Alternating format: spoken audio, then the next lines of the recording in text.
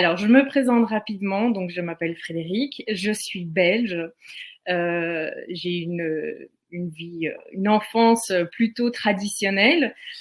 Sauf que très jeune, en fait, j'ai eu des apparitions dans ma chambre, des apparitions d'êtres de lumière, de type donc angélique.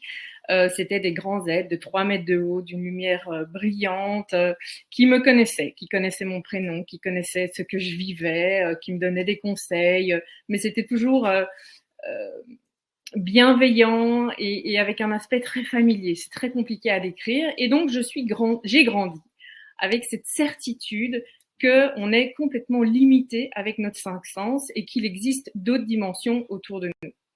Et puis voilà, la vie a continué, mais je suis toujours restée très intuitive et c'est forcément un sujet qui m'a toujours passionnée.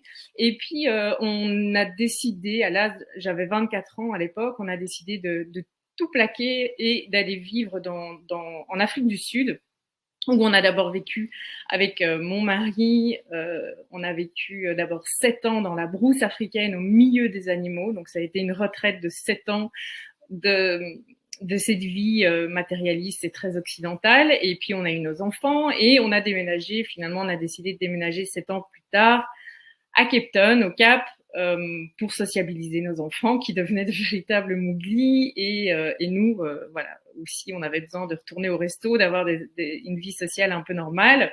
Et là, on a à peine posé nos valises que j'ai fait la rencontre par hasard de mon tout premier futur mentor. En fait, il s'est avéré qu'il y avait une école, l'école de l'intuition et de la guérison. C'est une école londonienne qui venait d'ouvrir une succursale au Cap. Et donc, j'ai fait la rencontre de cette femme. Et donc, je me suis directement, forcément, inscrite à l'école où j'ai démarré des années d'études, dont 2 années très intensives de développement d'abord de cette intuition, de cette clairvoyance qui est revenue. Et donc, j'ai eu des mentors qui venaient de Londres, tous les X, pour nous former. Et donc, il s'est avéré en fait que toute cette clairvoyance est revenue très fortement. Ces êtres de lumière sont revenus dans ma chambre. Et il s'est avéré aussi que j'avais une facilité à voir les blocages, les nœuds énergétiques dans le champ vibratoire des personnes et de lire cette énergie. Donc, au moment où je me connecte, et encore toujours, au moment où je me connecte à cette énergie, j'ai tout le film de la situation qui a créé ce blocage. Et donc voilà. Et donc ça a été des années d'études et une passion sans fin pour ce sujet, jusqu'au jour où donc j'ai été diplômée en 2016 et là mes mentors me poussaient à ouvrir un cabinet, à me lancer. Ils nous aidaient évidemment aussi d'un point de vue purement business à nous lancer. Sauf que là, j'ai dû faire en fait le constat que j'allais moi-même pas bien. Ma vie personnelle en fait n'allait pas bien du tout à ce moment-là, et donc je me suis rendu compte que j'étais incapable de m'occuper des problèmes des autres. Je n'étais pas capable de prendre ça en main parce que moi-même j'étais dans un état un peu pas possible. Pour vous faire un résumé, donc il faut remettre dans la situation. On est 2 Belges, on vit au bout du monde à 10 000 kilomètres de Bruxelles. Et le couple, en fait, notre couple ne va pas bien du tout. On commence à parler d'une éventuelle séparation, mais donc à l'étranger, ça prend une autre dimension puisqu'on se dit, bah, si on se sépare, je risque de devoir de passer le restant de ma vie dans ce pays. Enfin bref, tout ça prend des proportions extrêmes. Nos enfants n'ont jamais que 4 et 6 ans. J'ai un job à ce moment-là, j'avais ouvert une petite ONG où je m'occupais des enfants illettrés dans le bidonville qui était près de chez nous, mais c'était énergivore au possible. Ça me coûtait presque même de l'argent, puisque j'employais des professeurs particuliers pour donner cours à ces enfants, etc. Donc j'avais un compte en banque qui était celle d'une adolescente. Forcément, dans ces conditions-là, la maternité m'était très compliquée. Et puis en 2017, cerise sur le gâteau, on me diagnostique de l'endométriose, que j'ai très fort. Les douleurs sont extrêmes. Et donc voilà. Et donc, je fais ce constat-là. Et donc, je décide de ne pas me lancer. Mais par contre, j'ai besoin rapidement que ma vie change. Et donc là, je me lance, mais dans une une addiction presque de cette fameuse loi d'attraction que vous connaissez sûrement. Donc la loi d'attraction, c'est cette loi physique qui dit que tout ce qui a, toutes les vibrations de la même fréquence s'attirent.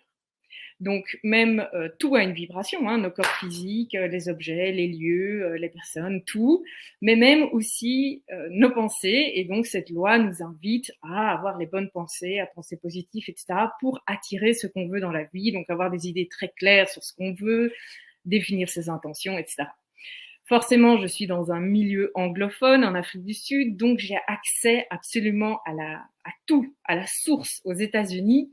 Il y a même des Américains qui ont participé au documentaire Le Secret, qui viennent faire des conférences. Enfin bref, je dépense, mais le moindre sou qui me reste que j'ai pour comprendre cette loi d'attraction, et surtout pour à un moment donné qu'on me donne le secret de ce secret, parce que je n'arrive pas à l'appliquer. Et au final, petit à petit, je me rends compte que oui, ça va un petit peu mieux. Je me sens mieux, je me sens quand même un petit peu plus ancrée, je me sens plus rassurée par rapport à mon avenir, mais je n'ai pas vécu de grandes transformations. Mon couple est toujours très instable, je me sens dans une insécurité totale, mon compte en banque elle-même, professionnellement, je commence à arrêter l'ONG, mais ça reste quand même très voilà, rien de satisfaisant, et alors que j'ai un vrai besoin de changement. Et donc, comme j'ai peu de résultats, je me dis, OK, il y a quelque chose qu'on n'a pas compris, que j'ai pas compris, que ces États-Unis ces Américains veulent absolument nous vendre. Et donc là, étant donné que je vais quand même un petit peu mieux, je décide de quand même ouvrir un petit cabinet et de prendre des clients qui sont pas vraiment des clients au début, ce sont des Kobe qui font ça gratuitement. Et moi, en fait, je décide à ce moment-là de prendre un maximum de Kobe pour utiliser cette clairvoyance que j'ai pour voir comment réagissent justement ces nœuds énergétiques, à quoi ça réagit. Bref, j'ai vraiment envie de commencer à analyser ça et en même temps à mettre en pratique ce que j'observe. Parce que malheureusement, on n'a pas de clairvoyance pour soi-même.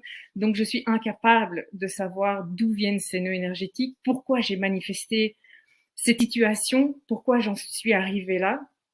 Et donc, je commence à me lancer dans cette étude et cette pratique pour moi-même.